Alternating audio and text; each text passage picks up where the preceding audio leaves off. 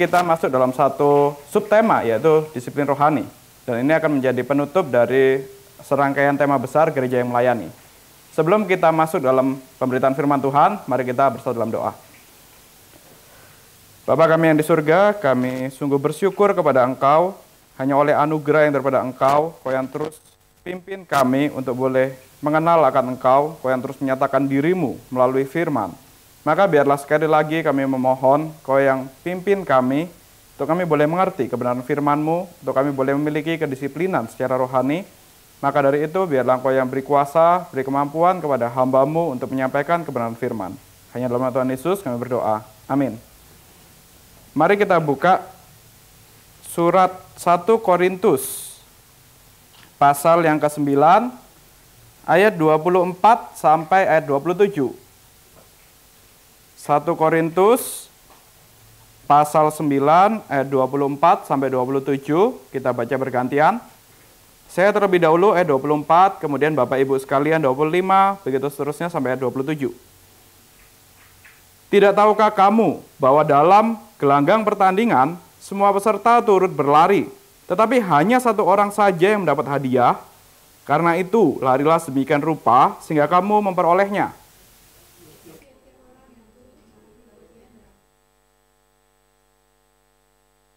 Sebab itu, aku tidak berlari tanpa tujuan, dan aku bukan petinju yang memukul angin.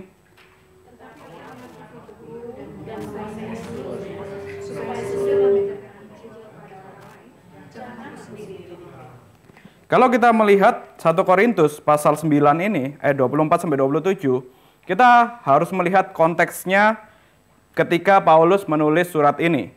Ini sangat erat kaitannya dengan di zaman Korintus, di zaman Paulus menulis surat, zaman jemaat Korintus ini, itu dekat sekali dengan satu momen olahraga yang besar.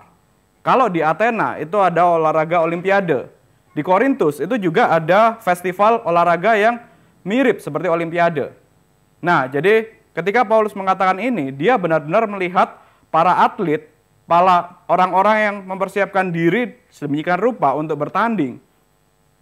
Dan pada waktu nanti bertanding dengan fokus sampai akhirnya juara, itu beroleh satu hadiah yang tampaknya itu suatu yang mulia, tetapi sebenarnya fana.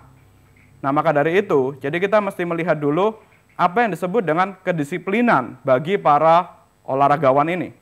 Kalau kita melihat para atlet Olimpiade lah hari ini kalau kita lihat, atau mungkin kalau ada Bapak Ibu punya kenalan atlet, atau mungkin anaknya sedang diikutkan untuk menjadi atlet, itu biasanya akan tahu ketika mempersiapkan diri untuk bertanding, itu ada kedisiplinan yang harus diterapkan. Misalnya, tidur tidak boleh kurang dari 8 jam.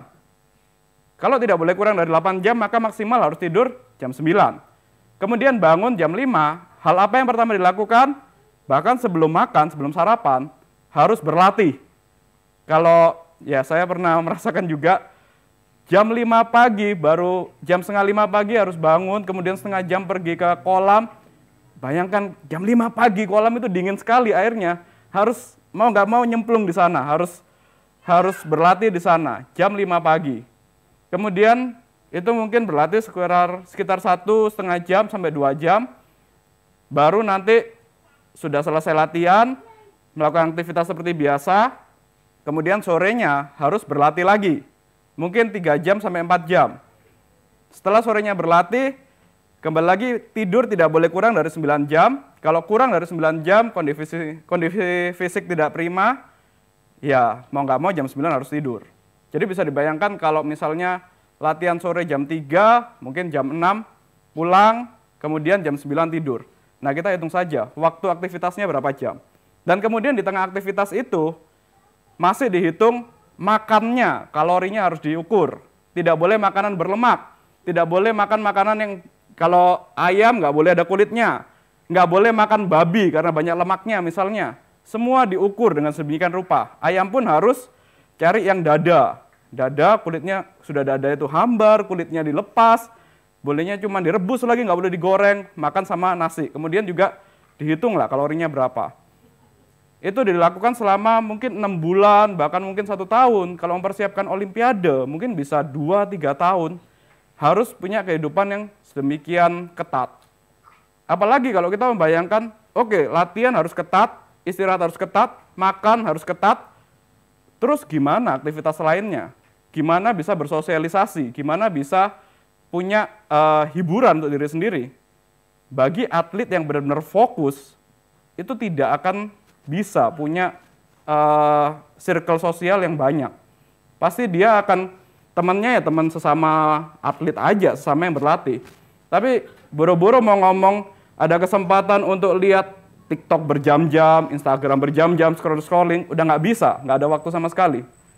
Habis latihan, tubuh capek, mending istirahat daripada scroll.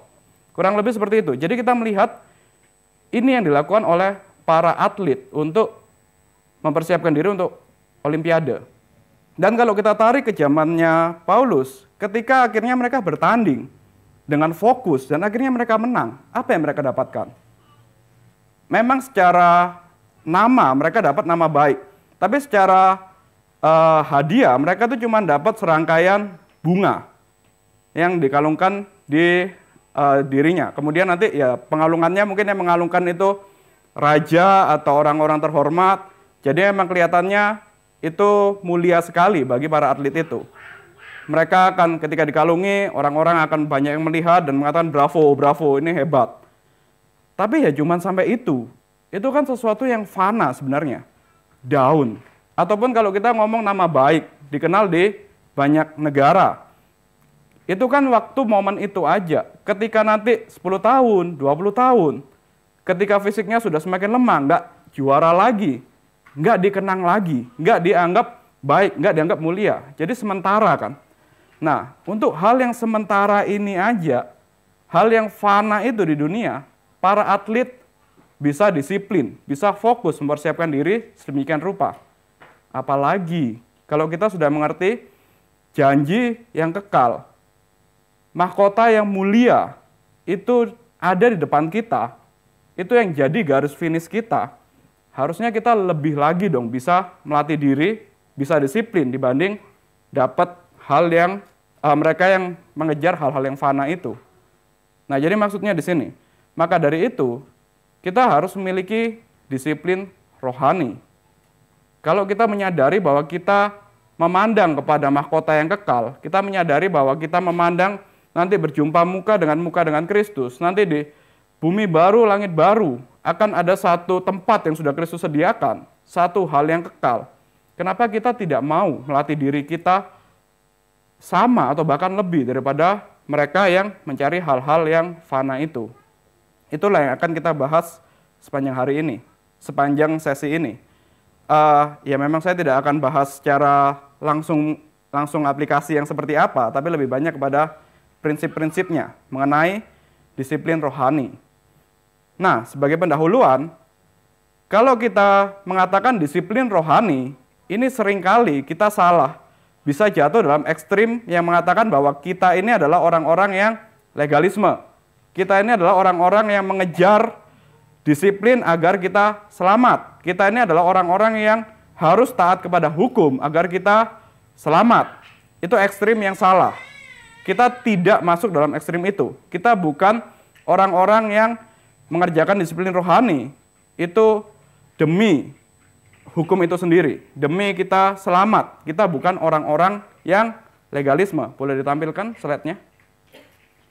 Nah, tetapi kita itu melampaui hukum Taurat. Maka kita yang dipimpin oleh Roh Kudus, kita memiliki buah roh. Dipimpin oleh Roh Kudus, kita harusnya itu memiliki kehidupan disiplin yang bukan karena kita kejar, tapi karena pimpinan dari Roh Kudus. Ini bedanya antara orang dunia, tadi atlet, ataupun agama yang lain. Mereka menerapkan disiplin yang begitu ketat. Kita lihat Islam lah misalnya, bangun pagi juga jam 4, kemudian sholat, kemudian siang juga ada sholatnya sendiri, sore juga ada sholatnya sendiri. Kayaknya disiplin sekali kehidupan mereka. Tapi untuk apa? Demi mentaati hukum itu agar mereka selamat. Ini kita menyebutnya legalisme. Kalau kita kan selamat karena iman, bukan karena taat kepada hukum. Kristus sudah mati untuk kita. Roh Kudus sudah memberikan kita iman untuk percaya kepada Kristus. Maka kita di atas dari Taurat, kita di atas dari legalisme tadi. Yang menjadi standar kita untuk disiplin itu adalah pimpinan Roh Kudus. Karena Roh Kudus pimpin kita, mampukan kita untuk menjalani hidup disiplin dan pembaruan akal budi. Mari kita buka Roma pasal 8.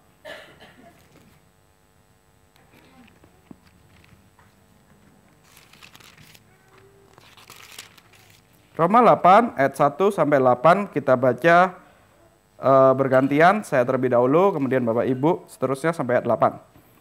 Oleh sebab itu, sekarang tidak ada penghukuman bagi mereka yang ada di dalam Kristus Yesus.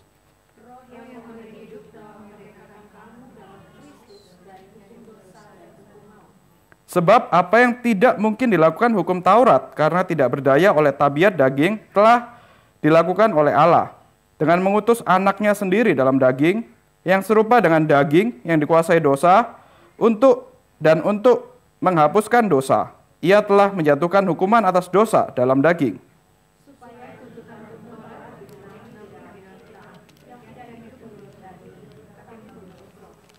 Sebab mereka yang hidup menurut tabiat daging memikirkan hal-hal yang dari keinginan daging. Mereka yang hidup menurut roh memikirkan hal-hal yang dari roh.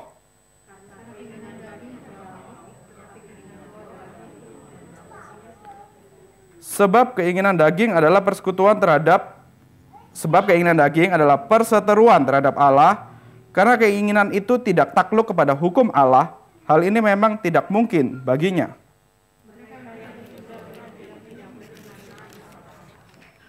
Kemudian pasal 12 ayat 2, janganlah menjadi serupa dengan dunia ini, tetapi berubahlah oleh pembaruan budimu, sehingga kamu dapat membedakan mana kehendak Allah, apa yang baik, yang berkenan kepadanya, dan yang sempurna.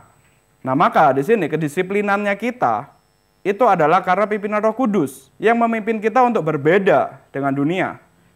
Kalau kita melihat orang-orang di dunia tidak memiliki kehidupan yang disiplin karena tahu apa yang jadi tujuan mereka, yaitu hidup kekal. Sedangkan kita sudah dipimpin oleh Roh Kudus, sudah tahu tujuannya, itulah yang menjadi dasar kita hidup disiplin.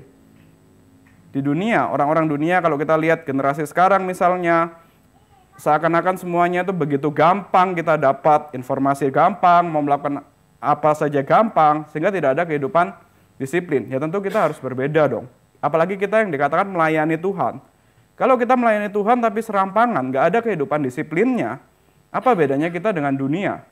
Kalau kita, contohlah, sebagai hamba Tuhan misalnya, tidak punya kehidupan disiplin untuk membaca firman Tuhan misalnya, untuk mempersiapkan diri, untuk melatih diri, apa bedanya dengan ChatGPT? Orang yang pakai ChatGPT kemudian khotbah itu kan juga bisa.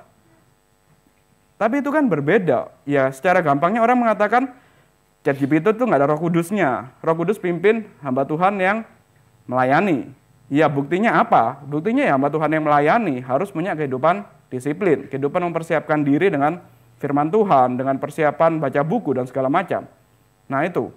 Jadi kita bisa lihat, kenapa hari ini aku harus hidup disiplin? Karena ada Roh Kudus yang pimpin aku.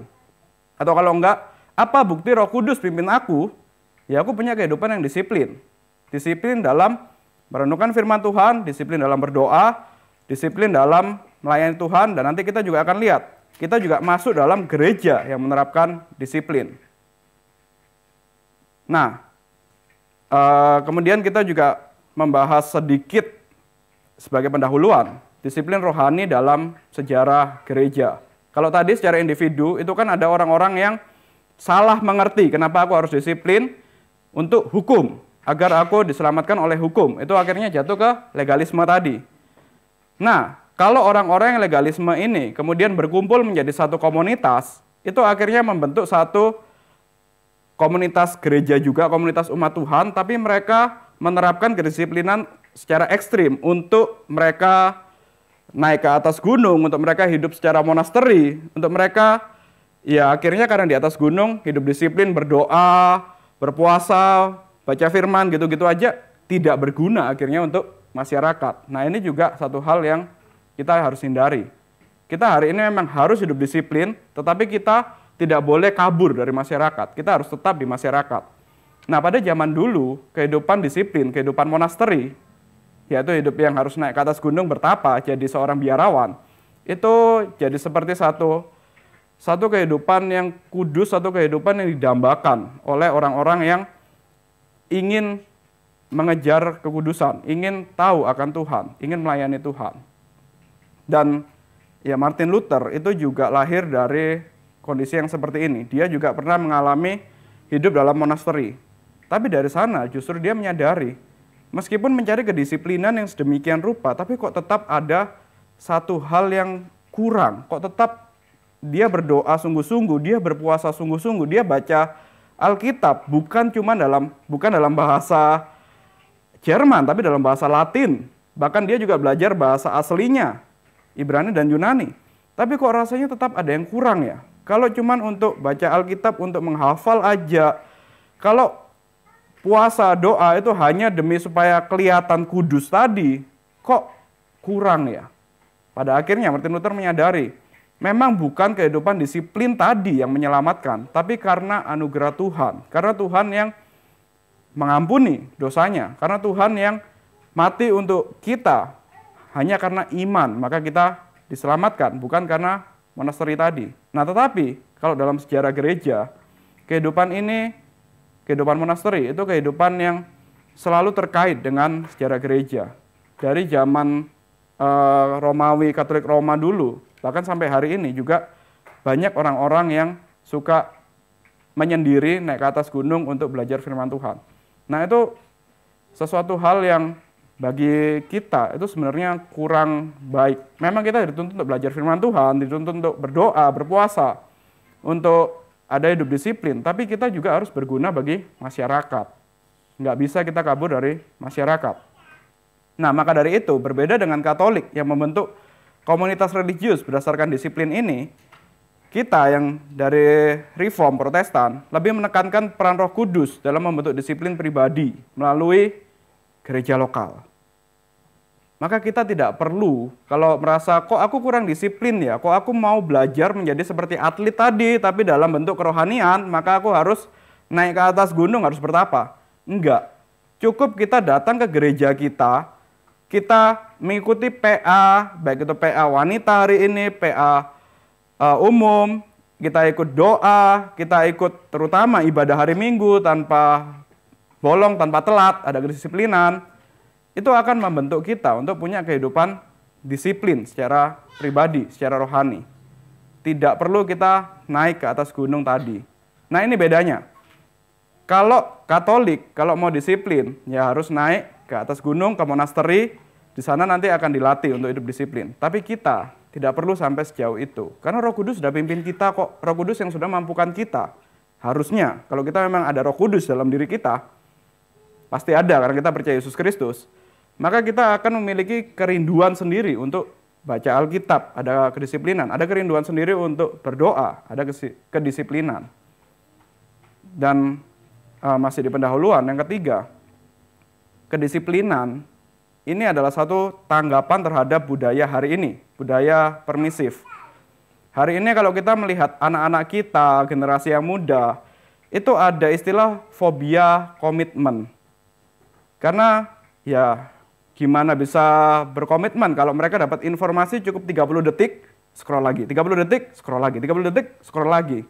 Kalau kita biasanya kalau gampangnya kita ya zaman dulu, zaman masih belum ada YouTube, kalau kita mau nonton satu acara televisi, biasanya kalau ada iklan, mau nggak mau, kalau masih channelnya cuma satu ya, masih TVRI aja ya, mau nggak mau ada iklan, kita kan nunggu iklannya sampai selesai.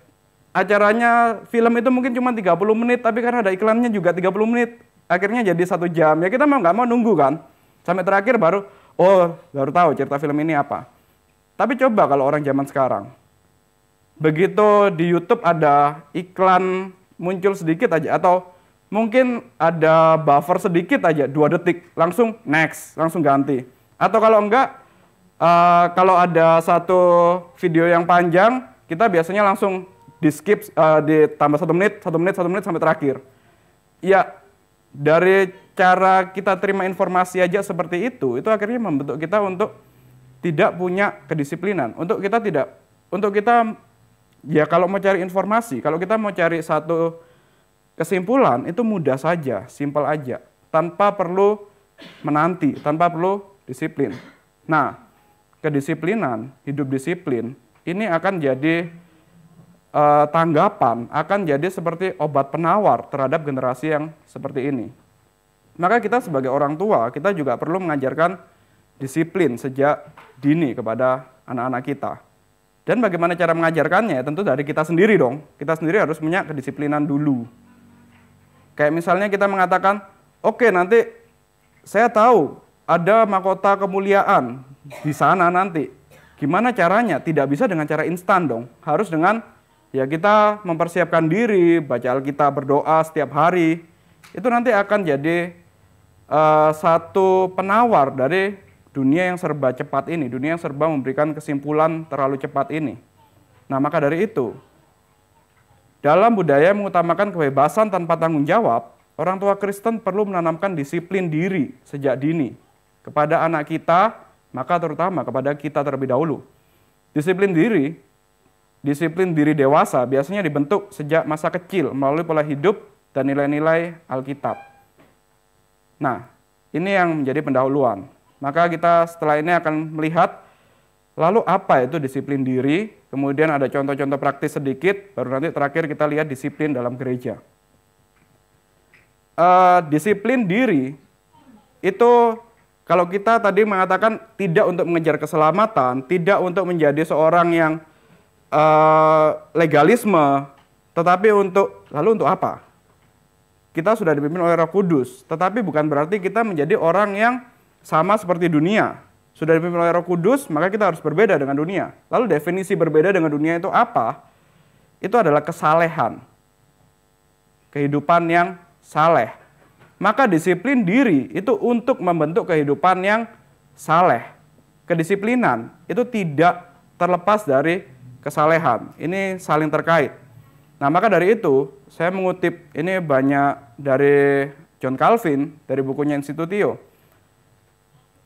Kesalehan ini juga untuk kita bisa memiliki kesalehan, kita harus memiliki pengertian dari teologi, tindakan, kemudian nanti baru membentuk akan jadi suatu kesalehan. Maka kita bisa melihat kalau kita belajar hari ini, belajar teologi, itu harus dimengerti dan dilakukan dalam bentuk kesalehan. Bukan hanya secara kognitif. Saya mengerti akan A, B, C seperti rumus matematika, seperti seakan-akan menjadikan Alkitab, Tuhan itu sebagai objek yang kita pelajari, kemudian saya hafal. Enggak, tapi harus ada bentuk nyatanya, yaitu kehidupan yang saleh, kehidupan yang benar, dan tindakan yang ketiganya tidak terpisah. Teologi dimengerti dan dilakukan dalam bentuk kesalehan, kebenaran, dan tindakan yang tidak terpisah. Maka dari sini kita melihat teologi itu pertama-tama memang membahas pengertian, mengenal akan Allah, mengenal akan diri sendiri. Tetapi tidak ada pengertian yang benar tanpa kesalehan yang benar. Kalau kita cuma mengerti aja, itu bisa membawa kita mungkin sampai jadi profesor teologi. Tapi kok hidupnya juga ya nggak jadi terang, nggak jadi garam bagi masyarakat, kok hidupnya cerai juga, atau bahkan kok hidupnya justru LGBTQ misalnya, yaitu karena cuma mengerti. Nah, ini bukan satu hal yang benar. Teologi yang benar, pengertian yang benar, itu akan memimpin kita pada kehidupan saleh, kehidupan kesalehan yang benar. Maka kalau kita belajar teologi, kemudian kita memisahkan teologi dengan doa misalnya, kita mengatakan, aduh aku belajar teologi terus kering, hatiku jadi nggak suka berdoa, hatiku jadi merasa kok dingin. Itu berarti ada yang salah dari cara kita belajar akan teologi. Karena teologi yang benar, kalau kita belajar, itu akan justru memimpin kita untuk punya kehidupan saleh, untuk punya kehidupan disiplin terlebih dahulu, kemudian kita saleh. Kita memiliki kehidupan yang rindu untuk berdoa, rindu untuk baca Alkitab, rindu untuk melakukan kebenaran. Nah, maka dari sini, kalau kita mau kembali lagi mengatakan saya mau mengejar kesalehan, saya mau punya hidup disiplin, itu tidak bisa lepas dari belajar teologi. dan belajar teologi juga tidak bisa lepas dari kehidupan disiplin dan kehidupan yang saleh. Itu tidak bisa dipisah-pisahkan. Nah, kesalehan itu dibentuk berdasarkan sikap yang benar di hadapan Tuhan, yaitu pengertian yang benar akan Tuhan, akan diri sendiri. Penyembahan yang sepenuh hati, iman yang menyelamatkan. Filial fear ini maksudnya ketakutan kepada Tuhan, tapi bukan takut karena Tuhan itu seperti hakim atau seperti polisi, tapi takut karena Tuhan itu seperti Pendeta Tama sudah menjelaskan kemarin, sebagai orang tua yang begitu baik, begitu menyayangi kita, sehingga ketika kita berbuat salah di hadapan orang tua itu, di hadapan Bapa kita takut untuk menyakiti hatinya. Kita takut untuk berbuat yang membuat Allah berduka. Nah, inilah yang disebut dengan filial fear. Bukan ketakutan karena hukuman Tuhan. Kemudian kebertundukan dalam doa dan kasih. Inilah yang akan membentuk kita memiliki kehidupan yang saleh. Dan inilah yang dituntut untuk kita disiplin dalam hal-hal ini. Kita memiliki pengertian yang benar. Ya tentu saja nggak lepas dari kita mengerti firman Tuhan. Nggak lepas dari kita belajar. Kita memiliki penyembahan yang sepenuh hati. Tentu tidak akan lepas dari ibadah. Nggak mungkin kita memiliki penyembahan yang sepenuh hati, tapi sendirian, nggak ada ibadah. Kita harus disiplin untuk membaca Alkitab, untuk kita bisa memiliki iman, untuk iman kita kuat. Ya, memiliki iman itu karunia Roh Kudus, tapi nanti kita akan bahas. Iman kita itu juga ada kalanya bisa pudar. Gimana supaya tidak pudar? Kita akan bahas nanti di bagian selanjutnya. Kemudian kebertundukan dalam doa dan kasih. Maka mengenal siapa Tuhan, yaitu teologi, itu membawa sikap yang benar terhadap Tuhan dan tahu apa yang Tuhan mau kita lakukan. Barulah kita bisa mengatakan saya bisa memiliki kesalehan, saya bisa memiliki kedisiplinan diri yang benar. Ini dasarnya kedisiplinan kita. Kesalehan yang benar mengandung perasaan mengasihi Tuhan sebagai Bapa secara jujur, mengasihi dan di saat bersamaan takut dan menghormatinya sebagai Tuhan, mencakup kebenarannya dan perasaan gentar terhadap murkanya yang lebih mengerikan dari kematian. Maka dari sinilah kita bisa memiliki kesalehan, dari sinilah kita bisa memiliki satu kehidupan yang disiplin kepada Tuhan. Kesalehan berarti bergabungnya kita dengan kasih Tuhan yang mencakup pengertian dan anugerahnya. Maka kehidupan Kristen adalah tindakan nyata dari rasa cinta dan takut akan Tuhan. Nah, inilah buah dari kedisiplinan kita secara rohani. Bukan karena kita mengejar keselamatan, bukan karena kita legalisme, tapi karena kita harus menjadi seorang yang saleh, yang berbeda dengan dunia. Caranya ya tadi, kita harus kenal dulu siapa Tuhan kita. Nggak akan lepas dari kita belajar akan doktrin, akan firman Tuhan. Baru kita bisa memiliki kehidupan yang saleh, baru kita bisa melayani Tuhan. Baru kita bisa benar-benar memiliki tindakan nyata dari rasa cinta dan takut akan Tuhan. Maka dari sini John Calvin mengatakan, kita adalah milik Tuhan, maka marilah kita hidup bagi Tuhan dan mati bagi Tuhan. Kita milik Tuhan, maka marilah hikmat dan kehendak Tuhan yang mengatur segala tindakan kita. Kita adalah milik Tuhan, maka marilah setiap bagian dari hidup kita berjuang bagi Tuhan sebagai satu-satunya tujuan yang sah. Nah, kalau kita menerapkan ini, kemudian kita membandingkan dengan kehidupan atlet tadi, kita akan menyadari kalau atlet tadi, ya karena memang dia identitasnya, kebanggaannya, kemuliaannya, itu untuk menang olimpiade. Tapi kalau kita menyadari, identitas saya adalah milik Tuhan, ya marilah kita hidup bagi Tuhan, dan mati juga bagi Tuhan. Kita adalah milik Tuhan, maka marilah seluruh pikiran kita, hikmat kita, kehendak kita, itu sesuai dengan apa yang Tuhan kehendaki. Tuhan yang mengatur segala tindakan kita. Karena kita adalah milik Tuhan, maka marilah setiap bagian dari hidup kita berjuang bagi Tuhan sebagai satu-satunya tujuan yang sah. Inilah dasar dari kedisiplinan rohani kita. Bukan untuk kita dilihat mulia di mata dunia, tetapi karena ya kita adalah milik Tuhan. Karena ada tujuan yang Tuhan sudah tetapkan bagi kita. Ya udah, kita mengatur hidup kita sedemikian rupa untuk tujuan itu. Maka di sanalah kita menemukan makna diri kita. Tetapi kalau kita melakukan disiplin itu hanya untuk legalisme tadi ataupun untuk kemuliaan diri, untuk bangga-banggaan. Oh, saya lebih doa saya lebih panjang daripada Bu Vera misalnya. Sehari saya berdoa itu 4 jam. Bu Vera berapa? 4 menit doang? Nah, saya lebih kudus. Bisa mengatakan gitu? Ya itu, kalau cuman untuk itu nggak ada artinya. Itu bukan itu tujuan kita untuk disiplin rohani. Tapi karena kita menyadari kita adalah milik Tuhan. Kita melayani Tuhan, tujuan hidup kita semua untuk Tuhan. Maka ya sudahlah, hidup kita, kehendak kita, setiap waktu kita, ya kita selaraskan dengan Tuhan. Itu yang menjadi dasar kedisiplinan rohani kita. Nah, sekarang kita masuk dalam bagian yang agak lebih praktis. Dalam disiplin, ini ada beberapa contoh yang bisa kita terapkan. Ini juga saya ambil dari Institute of Christian Religion. Disiplin diri dalam doa. Dalam doa, bagaimana kita bisa disiplin dalam berdoa? Tentu kita juga mesti lihat definisinya dulu, pengertiannya. Doa dalam disiplin, dalam konteks disiplin ya, dalam konteks kesalehan, doa merupakan latihan iman yang paling utama dan terus-menerus dan merupakan elemen utama dari kesalehan. Balik lagi, kalau kita membayangkan seorang atlet, itu harus ada latihannya untuk dia beroleh kemuliaan. Terus latihannya kita apa? Doa. Doa adalah latihan iman yang paling utama dan terus-menerus dan merupakan elemen utama dari kesalehan.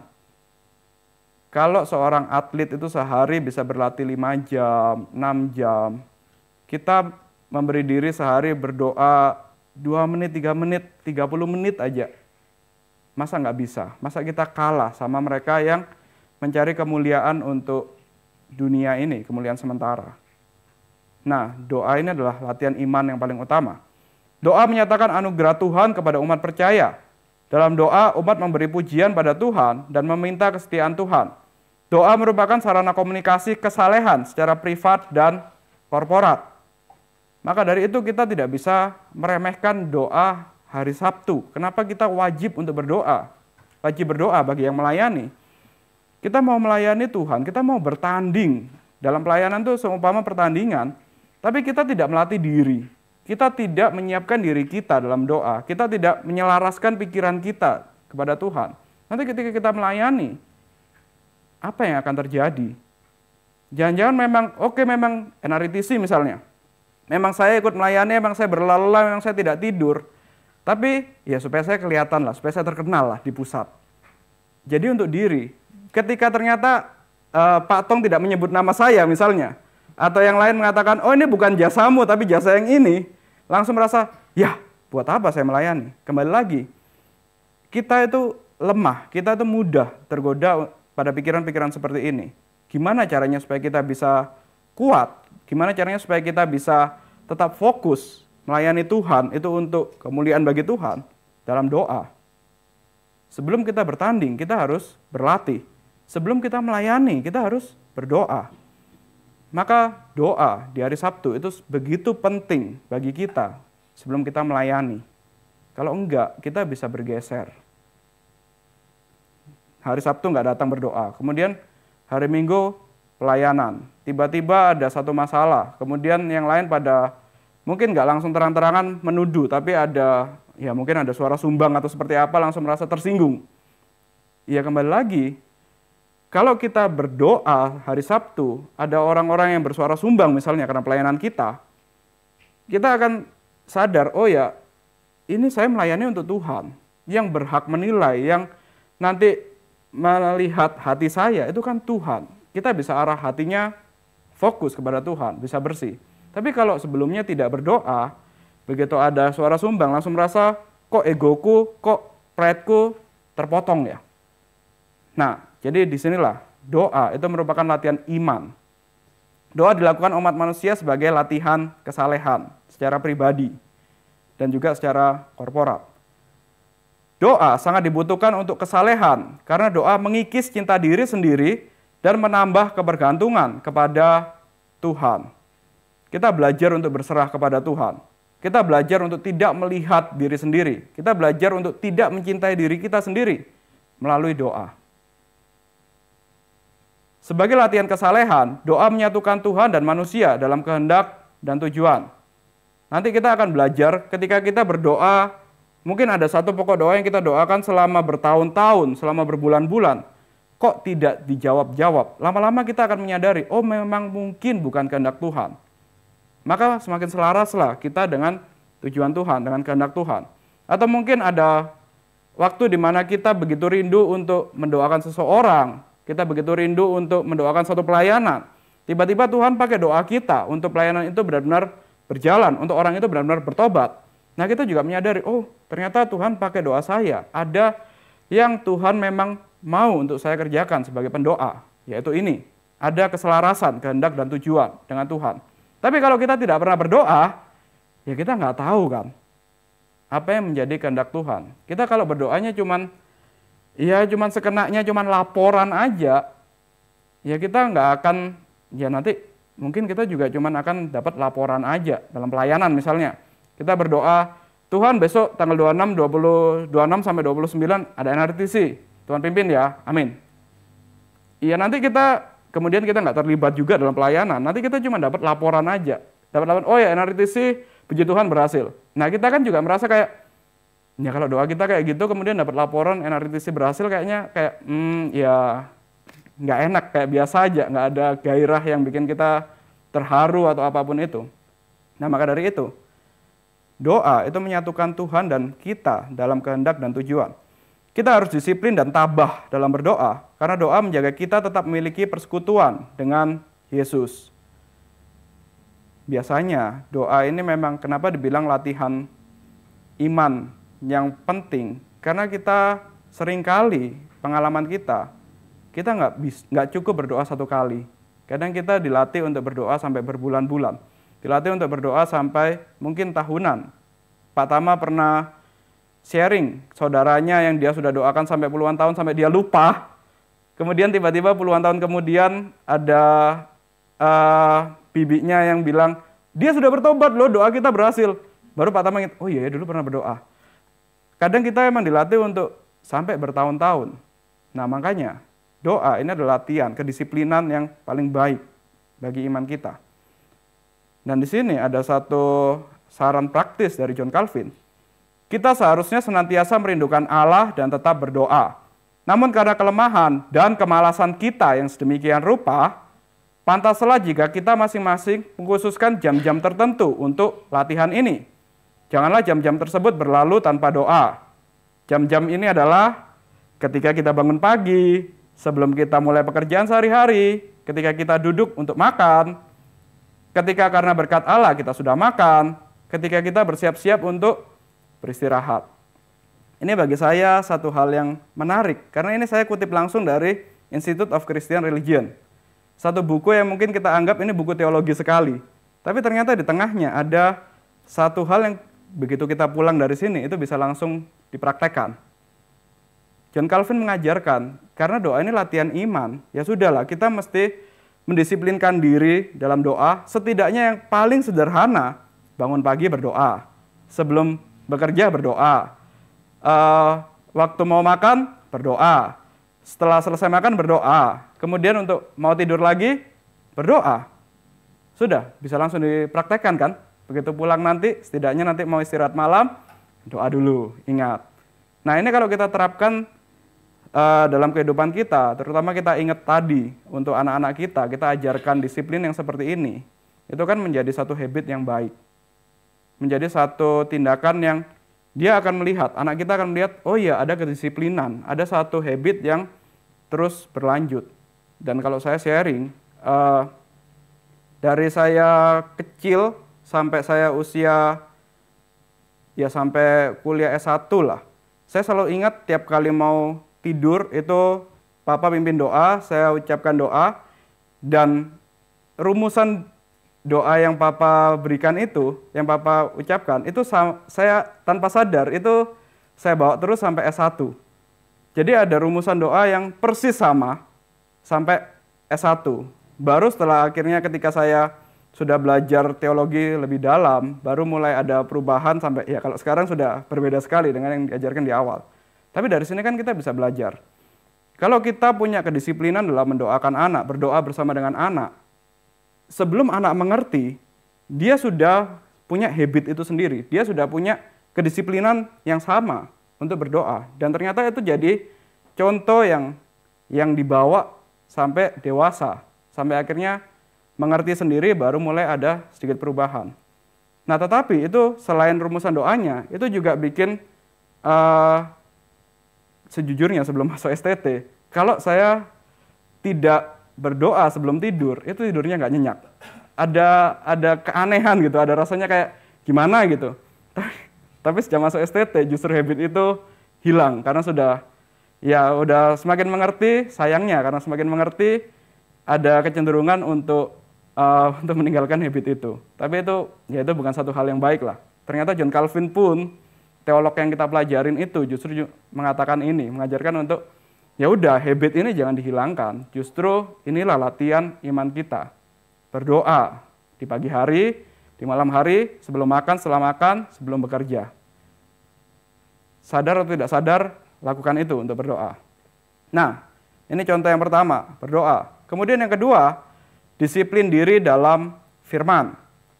Iman membutuhkan firman. Sama seperti buah membutuhkan akar pohon yang hidup. Kembali lagi John Calvin mengatakan kelalaian dan kelemahan kita itu dapat mengaburkan iman.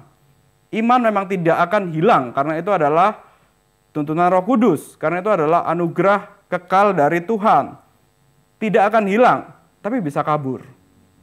Ketika kita mengalami pergumulan yang berat, kita lupa Tuhan. Ketika kita mengalami situasi yang mencekam, kita cari pertolongan sana sini dulu, baru kita ingat Tuhan. Nah itu menunjukkan iman kita kabur. Tidak hilang, tapi kabur. Kelalaian dan kelemahan memperingatkan kita harus menantikan suara Tuhan dengan sangat hati-hati. Kita seringkali lalai, kita ini lemah. Kalau kita tidak memiliki disiplin dalam firman, seringkali mudah sekali untuk iman kita kabur. Kelalaian dan kelemahan kita menegaskan bahwa iman akan lenyap jika tidak ditopang oleh firman. Ini bahasa lenyap ini bukan dalam artian benar-benar hilang, tapi benar-benar kabur sekali. Kita kan nggak mau, kita selama seumur hidup setelah kita percaya Yesus Kristus, tapi kemudian kita bergumul terus seumur hidup, baru nanti di pembaringan terakhir kita, sudah kurang 1 menit hidup kita, baru kita ingat, oh iya Tuhan itu baik, Tuhan tolong saya, mati. Tapi seumur hidup kita bergumul terus, seumur hidup kita jatuh terus dalam dosa, kita hidupnya kacau dan segala macam, itu kan nggak enak. Lebih enak kalau iman kita terus tajam, iman kita terus bersih, sehingga dalam firman Tuhan yang membersihkan, yang menajamkan pikiran kita, menajamkan iman kita. Sehingga dalam pergumulan melewati satu gelombang hidup, kita dipimpin oleh firman Tuhan. Kita berjuang bersama dengan Tuhan. Kita ingat, dalam lembah kelam sekalipun, Tuhan besertaku. Ada pergumulan B, ada pergumulan C, selalu ingat seperti itu. Itu kan jauh lebih enak daripada ingatnya di akhir nanti. Jadi, bagaimana caranya untuk bisa seperti itu? Kembali lagi, harus disiplin dalam firman. Secara individu, bacalah Alkitab. Punya kedisiplinan untuk baca Alkitab sendiri setiap hari. Tetapi secara komunal, Tuhan memberikan kepada kita sarana anugerah yang besar sekali di gereja ini. Hari Senin kita bisa belajar firman. Hari Kamis kita bisa belajar firman. Hari Jumat mau pilih di antara 3 pilihan. Kalau mau ikut pelayanan kampus, belajar firman lagi. Hari Sabtu juga dari doa pagi, kemudian ada PA remaja, PA pemuda, belajar firman lagi. Hari Minggu juga belajar firman. Itu satu anugerah yang besar. Kalau kita disiplin dalam mengikuti PA ini, dalam mengikuti persekutuan doa, terutama ibadah, iman kita akan terus bersih, nggak kabur, akan jelas. Maka ketika menghadapi pergumulan, ya kita akan sadar, dalam pergumulan ini, berjalan bersama dengan Tuhan, ada firman Tuhan yang pimpin kita. Maka di sini, ya kembali lagi, saya mengundang untuk kita disiplin dalam PA-PA, terutama yang melayani. Bagaimana kita bisa melayani Tuhan kalau iman kita kabur? Itu malah akan menjadi satu kecelakaan besar. Itu malah akan jadi satu hal yang tidak baik bagi gereja, bagi diri kita sendiri juga. Maka bagi kita yang melayani Tuhan, harus disiplin dalam firman Tuhan, secara individu maupun secara komunal. Dan kemudian yang ketiga, disiplin diri ini sebagai buah dari pertobatan. Natur dari buah-buah pertobatan, yaitu kewajiban-kewajiban kesalehan kepada Allah, kasih kepada sesama, kekudusan, dan kesucian dalam seluruh kehidupan. Maka ya kita kan kembali seperti yang saya katakan, kita lahir baru, kita sudah dipimpin oleh Roh Kudus, kita percaya Yesus Kristus, sekali selamat tetap selamat. Kita nanti beroleh tempat yang mulia di bumi baru, langit baru, di surga itu. Tapi apa buktinya? Nah, disinilah kita yang bertobat, kita yang sudah lahir baru, itu ada bukti kehidupannya, yaitu kesalehan kepada Allah, kasih kepada sesama, kekudusan, dan kesucian dalam seluruh kehidupan. Maka kedisiplinan rohani ini adalah bukti dari orang yang bertobat, bukti dari orang yang lahir baru. Kalau dikatakan saya lahir baru, saya bertobat, tapi tidak punya kedisiplinan secara rohani, ya itu bisa dipertanyakan, tidak ada buahnya. Ada latihan-latihan lahiriah secara privat untuk merendahkan diri kita sendiri atau untuk menjinakkan daging kita, dan secara publik sebagai kesaksian pertobatan. Buah pertobatan bagi kita untuk menjinakkan diri kita. Meskipun kita sudah lahir baru, tapi masih ada kebiasaan lama kita, masih ada keinginan daging kita yang harus dipotong. Nah, itu cara motongnya gimana? Kembali lagi dengan kedisiplinan. Tetapi secara publik, ini sebagai kesaksian bagi orang yang non-Kristen. Bagi mereka, rekan kerja kita, tetangga kita. Kalau kita, mungkin juga bagi anak kita yang belum lahir baru, kalau kita punya kehidupan yang disiplin, ada kesaksian pertobatan, orang yang belum bertobat itu akan melihat kok beda ya hidupmu. Kok beda ya hidupmu dibanding mereka yang hidupnya sembarangan. Ada apa ini? Itu akan menarik mereka untuk cari tahu, akan menarik mereka untuk kalau Tuhan pimpin bisa datang kepada Kristus karena kedisiplinan kita. Coba kita buka 2 Korintus pasal 7 ayat 11.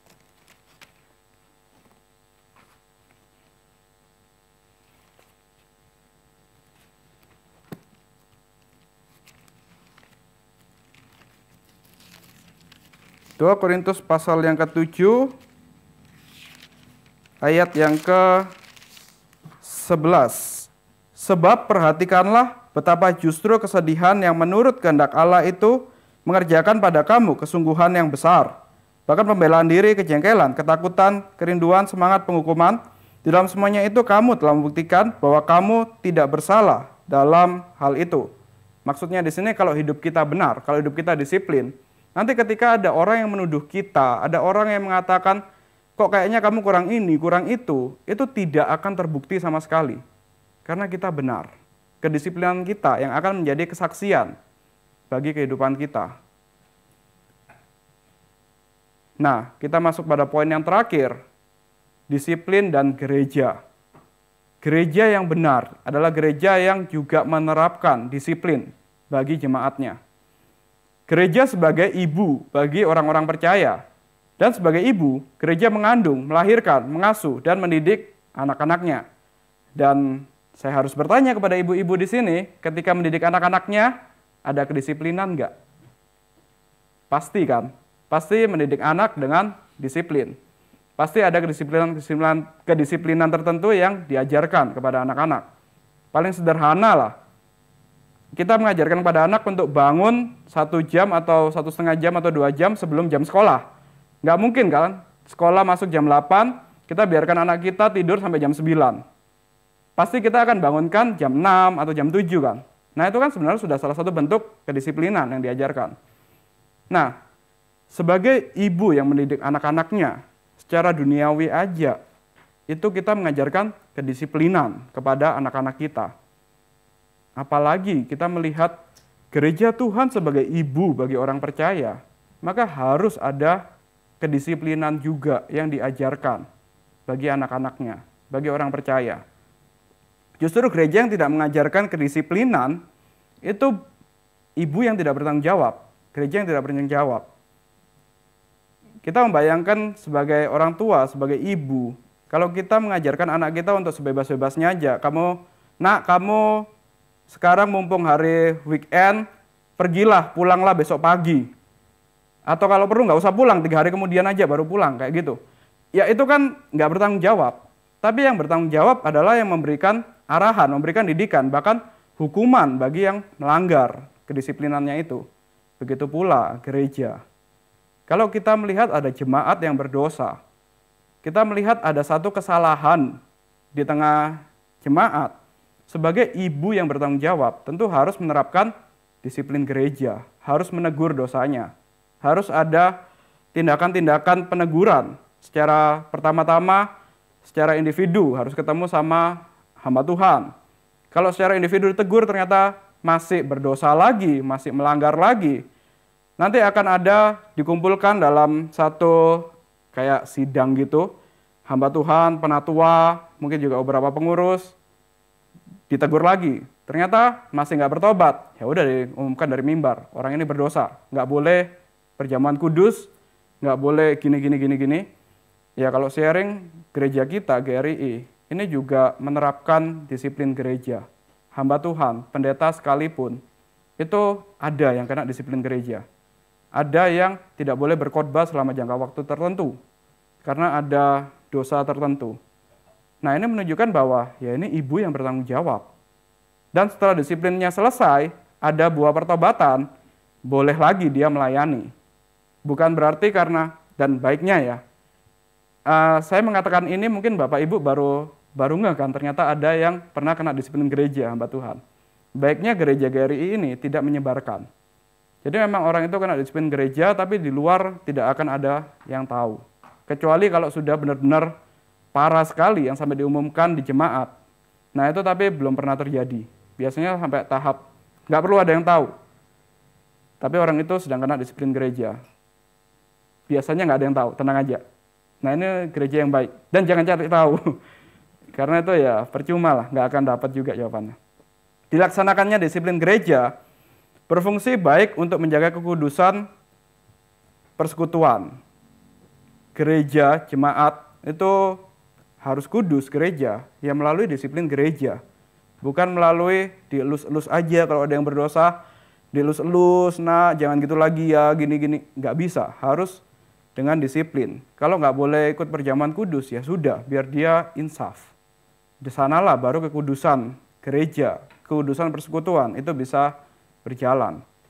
Tapi kalau tidak dijalankan disiplin gereja, ketika ada dosa menyelinap, dosa masuk di tengah jemaat, dosa itu bisa menular, bisa menyebabkan yang lain ketika melihat kok orang ini berdosa tapi dibiarkan begitu saja ya. Berarti saya boleh dong ikut-ikutan seperti orang ini.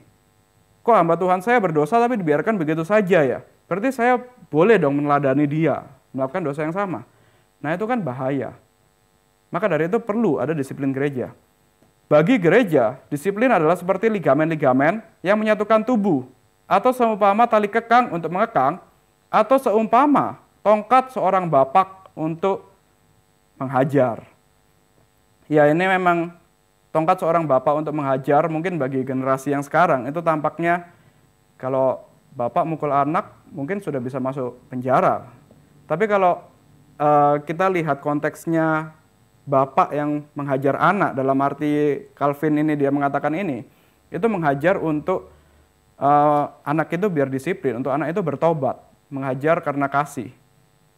Kalau Pak Tama sering kasih contoh ketika dia menghukum Stefani, itu yang sakit kan dia sendiri sebenarnya. Stefani harus di ruang atas sambil teriak, "Papa, sudah belum?" Yang sakit kan Pak Tamanya. Nah, ketika gereja seperti seorang bapak yang pegang tongkat untuk mendisiplinkan jemaatnya, itu bukan karena semena-mena. Sebenarnya gereja sendiri juga merasa sakit. Kenapa ada jemaatku yang berdosa seperti ini? Kenapa harus mengalami hal yang seperti ini? Jadi disiplin gereja yang dijalankan oleh gereja itu bukan karena otoritas yang serampangan, yang semena-mena, tapi karena kasih. Seperti seorang bapak yang menghajar anaknya. Nah karena itu, tujuan dari disiplin gereja, yang pertama, agar kehormatan gereja tidak direndahkan. Yang kedua, agar kebaikan tidak dirusak. Dan yang ketiga, agar para pelanggar dibawa kepada pertobatan. Inilah kenapa disiplin gereja itu harus dijalankan. Maka disiplin harus tegas, namun dengan kemurahan hati. Jadi materi saya sampai sini, kita akan diskusi. Sebelumnya mari kita berdoa. Bapa kami yang di surga, kami bersyukur kepada Engkau karena kami hari ini tidak harus hidup di bawah hukum Taurat, kami tidak harus menjadi seorang yang legalis, tetapi karena Kristus Yesus yang telah menggenapkan hukum Taurat itu, memberikan kebenaran kepada kami dan memberikan iman kepada kami oleh pimpinan Roh Kudus, maka kami justru melampaui Taurat, justru kami melampaui kehidupan legalis, tapi oleh pimpinan Roh Kudus seharusnya kami memiliki kedisiplinan karena kami telah merdeka, telah melampaui hukum Taurat itu. Maka biarlah Roh Kudus yang pimpin kami untuk memiliki kehidupan yang disiplin dalam doa, dalam firman, dalam persekutuan. Dan juga biarlah Kau yang pimpin gereja ini untuk menerapkan kedisiplinan agar jemaat bertobat, agar jemaat terjaga kekudusannya di dalam Engkau. Kami serahkan kehidupan kami, kehidupan gereja ini dalam tangan-Mu. Hanya dalam nama Tuhan Yesus kami berdoa. Amin.